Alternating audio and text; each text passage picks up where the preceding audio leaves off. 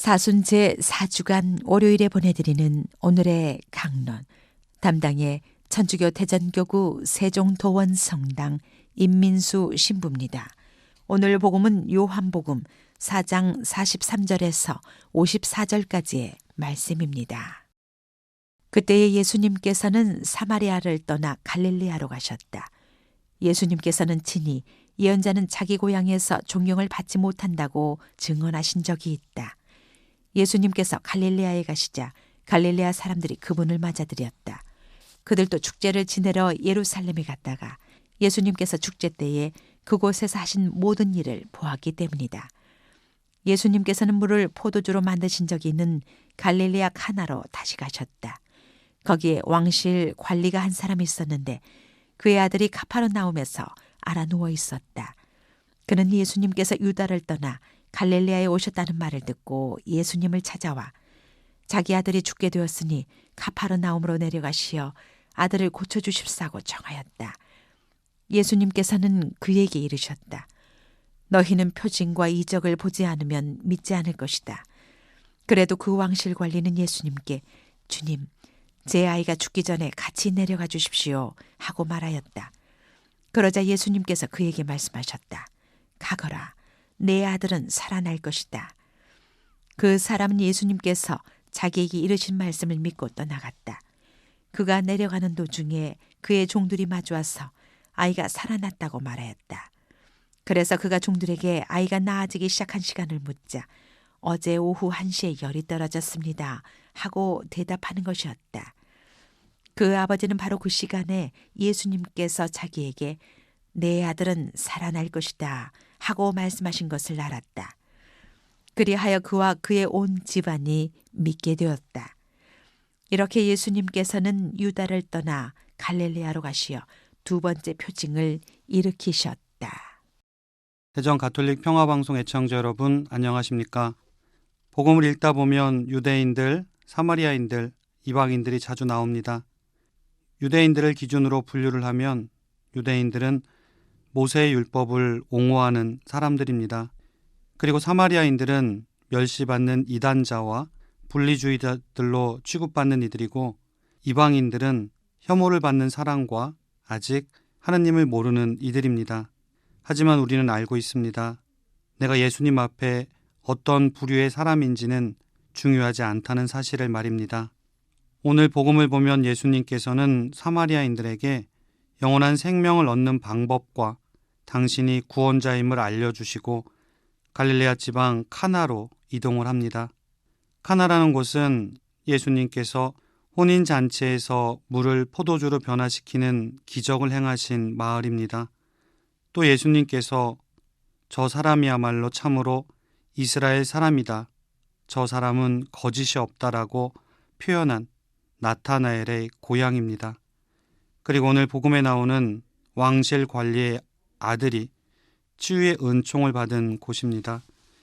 예수님께서 카나로 오신다는 소식을 듣고 왕실 관리가 26km 정도 떨어진 가파르나움에서 예수님을 찾아옵니다. 그리고 자기 아들이 죽게 되었으니 가파르나움으로 내려가시어 아들을 고쳐달라고 청합니다. 예수님은 그 아버지의 청을 듣고는 너희는 표징과 이적을 보지 않으면 믿지 않을 것이다 하며 거절하십니다. 이렇게 말씀하신 이유는 갈릴레아 사람들 중 많은 이들이 예수님을 단지 기적을 행하는 위대한 이로 보았을 뿐 메시아로 믿지 않았기 때문입니다. 그래서 예수님께서는 죽어가는 아이의 아버지에게 믿음을 확인하였던 것입니다. 이처럼 외형적으로 돋보여지는 신기한 일이나 기적은 믿음의 참된 동기가 될 수는 없습니다. 참된 믿음은 표징을 통해 생기게 되는 예수님의 말씀 위에 기초해서 그것을 넘어야 한다는 것을 경고하신 것입니다. 하지만 왕실 관리는 아랑곳하지 않고 주님, 제 아이가 죽기 전에 같이 내려가 주십시오 라고 한 번 더 청합니다.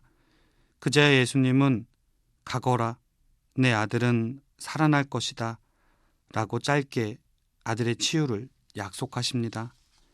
여기에서 우리는 신앙인으로서 주목해야 할 중요한 모습을 보게 됩니다. 바로 그 말씀을 믿고 떠나갔다는 것입니다. 예수님께서 주시는 생명은 직접적인 표징이 필요한 것이 아닙니다. 말씀을 믿고 순종하면 되는 것입니다. 그리고 아들의 병이 나은 것을 본 왕실 관리와 그의 온 집안은 예수님을 믿게 되었다라고 합니다. 나병 환자 10명이 치유를 받았지만 한 명만 돌아와 예수님께 감사를 드리고 구원을 받았다는 이야기가 떠오르지 않습니까? 이처럼 예수님의 말씀에 이어지는 우리의 온전한 순명과 감사의 모습은 구원을 선물로 받는 행위입니다. 우리는 여기에서 중요한 사실을 알게 됩니다. 예수님께서는 치유를 위한 어떠한 말도 예수님 편에서의 어떠한 행동도 없으셨다는 것입니다. 아주 짧은 단 한마디, 가거라, 내 아들은 살아날 것이다. 우리들이 이 한마디의 예수님의 능력을 믿는 건 참 어렵습니다. 하지만 말로 인한 믿음이 우리들에게도 간절히 필요합니다. 이처럼 예수님의 말씀을 믿는데 굳이 특별하고 신기한 사건이 꼭 있어야 하는 것은 아닙니다. 눈에 보이는 그 어떤 표징에 대한 믿음이 아니라 단지 말에 의한 믿음을 통해 우리는 믿음의 차원이 한 단계 더 올라갈 수 있습니다. 오늘 복음에서 전해주는 왕실 관리의 순명과 믿음을 본받아 항상 말씀을 읽고 묵상하고 기도하며 새벽부터 일어나 도움을 청하며 당신 말씀에 희망을 둡니다. 라는 고백을 하며 살아야 하겠습니다. 오늘의 강론, 지금까지 담당해 천주교 대전교구 세종도원 성당 임민수 신부였습니다. 내일도 임민수 신부의 강론이 계속됩니다.